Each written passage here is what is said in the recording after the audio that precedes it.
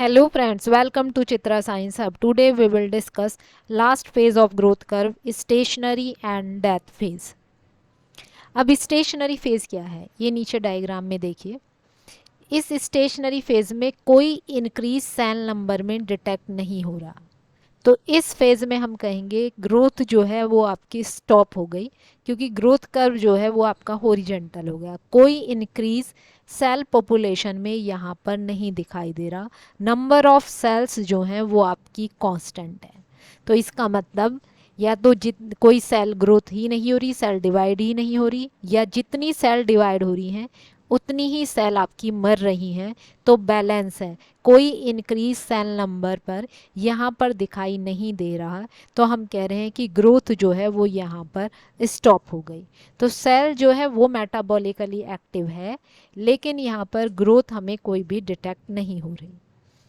अब जो आपका ये जो ग्रोथ स्टेशनरी हुई उसका क्या रीजंस है, माइक्रोब्स जो है वो स्टेशनरी फेज में क्यों एंटर करते हैं।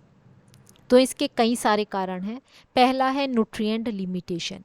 जिस एसेंशियल न्यूट्रिएंट पे उसकी ग्रोथ ज़्यादातर डिपेंड है वो न्यूट्रिएंट धीरे धीरे न्यूट्रिएंट सॉल्यूशन में से ख़त्म होता जा रहा है।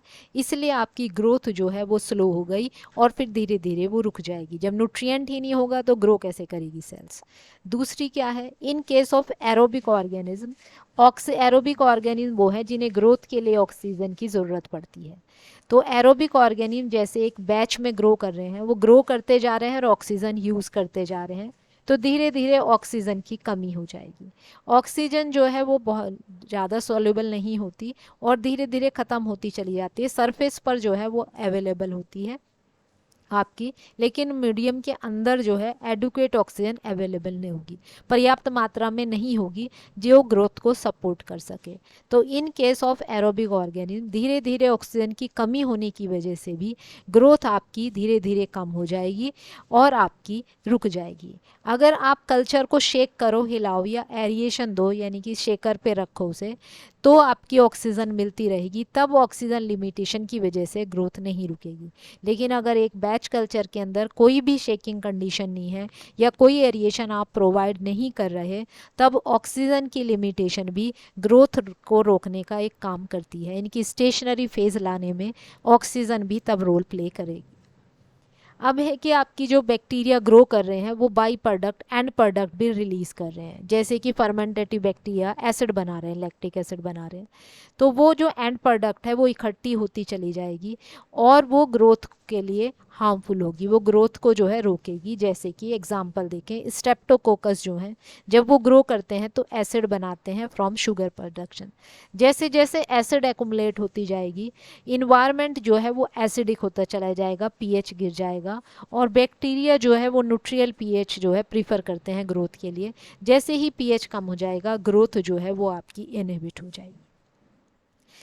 अब इंडस्ट्रीज़ के अंदर स्टेशनरी फेज इंपॉर्टेंट होता है, क्योंकि जितने भी सेकेंडरी मेटाबोलाइट्स हैं जैसे कि एंटीबायोटिक्स हैं वो स्टेशनरी फेज के अंदर ही बनते हैं। स्टेशनरी फेज में क्योंकि न्यूट्रिएंट्स की कमी हो जाती है, तो जो आपके माइक्रो ऑर्गेनिज्म है वो बाई प्रोडक्ट रिलीज़ करते हैं जो माइक्रो ऑर्गेनिज्म के लिए टॉक्सिक होते हैं।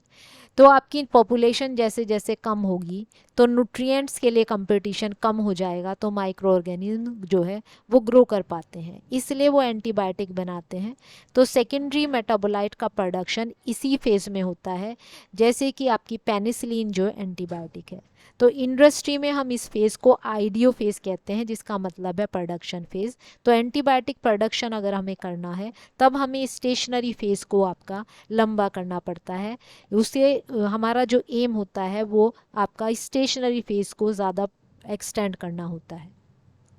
इस स्टेशनरी फेज के एंड में जो भी माइक्रोबियल बायोमास हमें मिलता है उसे हम माइक्रोबियल यील्ड कहते हैं, क्योंकि इसके बाद फर्दर कोई भी बायोमास में इंक्रीज नहीं होता, जितना होना है यहाँ तक इस फेज में हो जाता है। अब इसके आता है डेथ फेज। डेथ फेज में क्या है, यहाँ पर सेल जिस तरह यहाँ पर लोगरिथमिकली इंक्रीज होती हैं उसी तरह यहाँ पर डेथ धीरे धीरे सेल जो है मरनी स्टार्ट हो जाती है। फर्दर नई सेल्स बनती नहीं है, सेल्स मरती जा रही हैं, तो नंबर ऑफ सेल्स जो है वो धीरे धीरे यहाँ पर घटता जा रहा है। अब ये डेथ फेज क्यों आता है? क्योंकि न्यूट्रिएंट यहाँ पर कंप्लीटली ख़त्म हो चुका है और टॉक्सिक जो वेस्ट बाई प्रोडक्ट्स हैं वो सेल्स को इस तरह डैमेज कर रही हैं कि वो रिपेयर ना की जा सके, तो वो धीरे धीरे मर रही है। This is all about stationary and death phase. Thank you.